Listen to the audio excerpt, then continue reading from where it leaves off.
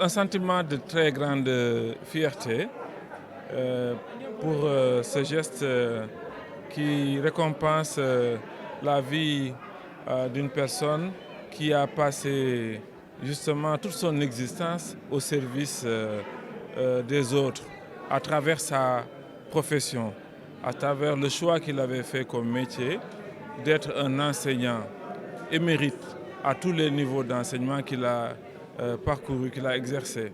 D'abord comme professeur à Sébikotane, où il a été le formateur de ceux qui deviendront les futurs enseignants.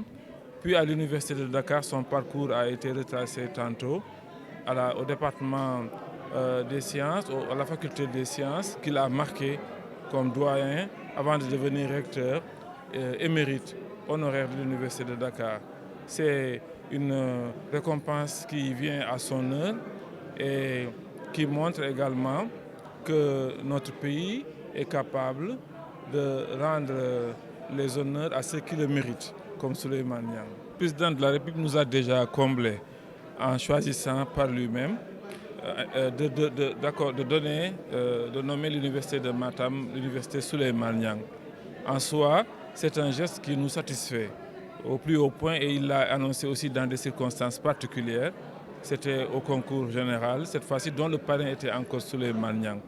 Ce que nous allons faire, c'est contribuer à notre façon, à notre manière, en tant que d'abord Matamois, nous-mêmes, intéressés par le développement du terroir, certainement, mais en tant que aussi professionnels dans nos domaines d'activité respectifs pour pouvoir apporter notre pièce à l'édifice. Sachez en tout cas que nous allons continuer à être avec les Matamois pour la réalisation de ce projet dans les meilleures conditions.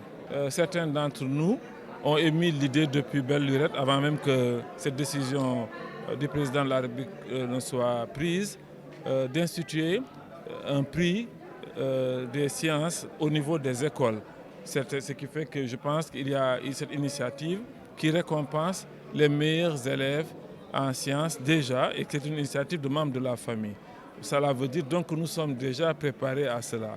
La Fondation Souleymane Niang, oui, nous sommes tout à fait disposés à la mettre en œuvre. C'est une idée d'ailleurs qui avait trotté dans nos têtes également, qui fait l'objet d'une réflexion, parce qu'une fondation doit avoir une thématique particulière, un contenu. Je sais de quoi je parle parce que je travaille sur ces questions actuellement.